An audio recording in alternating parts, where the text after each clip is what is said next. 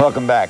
Now to the last Tuesday in January 1986. Americans were expecting to hear their president, Ronald Reagan, that night. He was due to deliver his 6th State of the Union address. But by midday, that would change. We're going to join Tom and Tier now. Once again, just getting down to about 3 minutes, and they think they can do it. They are counting. The ice is cleared away, and Challenger should be going away very soon. I think I had covered every shuttle mission since the 4th or the 5th. This one was different because it was colder in Florida than any other time they'd attempted to launch a shuttle. It was a concern that morning. But the highlight on this mission is the including in the flight of Krista McAuliffe, a 37-year-old high school social studies teacher from Concord, New Hampshire. I think the biggest difference of Challenger was that they were taking a teacher on board. America's first teacher in space has become one of the most talked about missions in the shuttle program. There was no question that this launch had taken on a whole different aura. This was a true civilian going into space, and it was Krista McAuliffe, and she was full of energy and life. She was perfect.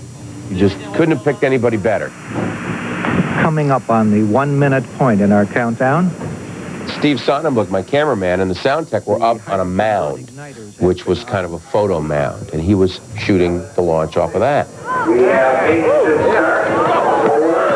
At the time that I looked up, there was nobody even watching. All of the networks were represented, but none of them were doing their jobs. It was sort of like, well, we're here. It had become that commonplace, launches one right after another, that nobody really paid a whole lot of attention. But our job was to photograph it, and we photographed it.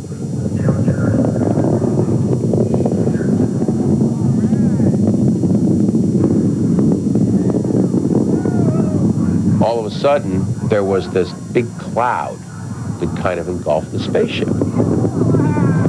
People began to realize, well, something's wrong here, because the vehicle never came out from behind the cloud.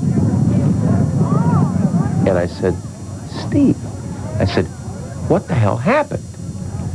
And he looks and has his hand up to the eyepiece. He looks away from his eyepiece.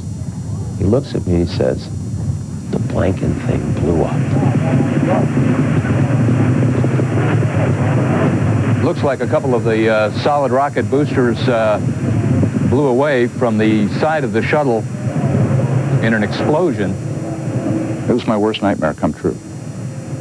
What I was suppressing in my mind was, oh my God. Oh my God.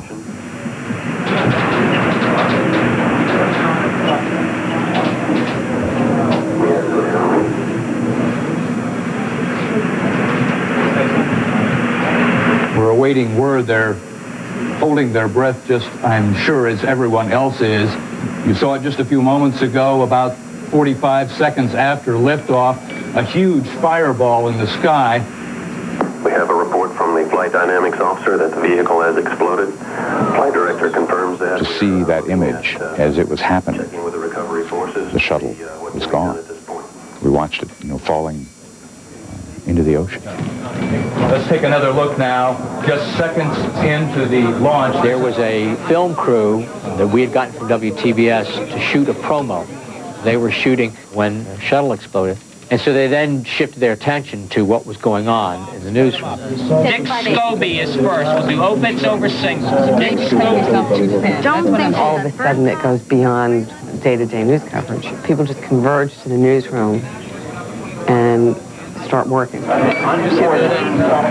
Now, are there any satellite trucks in that area?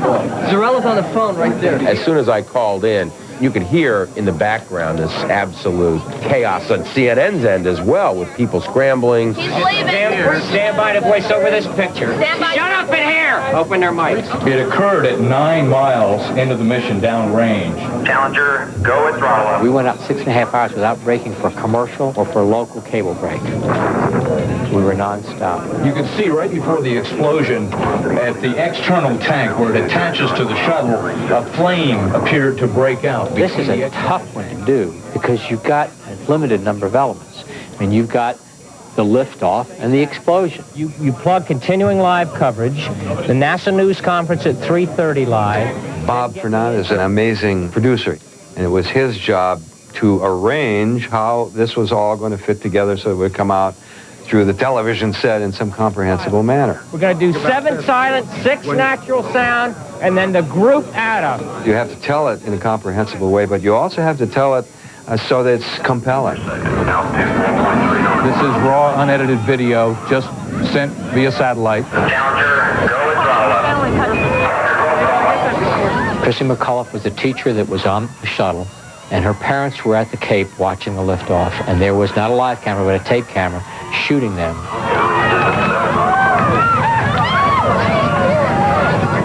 There was almost a hesitation on my part. And then when I saw it, I knew it was the right thing to do. You see concern etched on their faces. The breath that they've been holding released. And then the realization sets in that something is wrong. The images of the horror on these people's faces, so strong. And it really shocked me as I watched the images being transmitted to the rest of the world, the families reacting to losing their loved ones. It was an important picture. It's unfortunate that we had it, but we had it and we used it. It now appears that there are no survivors from Space Shuttle Challenger, the 25th mission. As a journalist, it was probably the saddest moment of my life, watching this happen before my eyes and having to tell the world.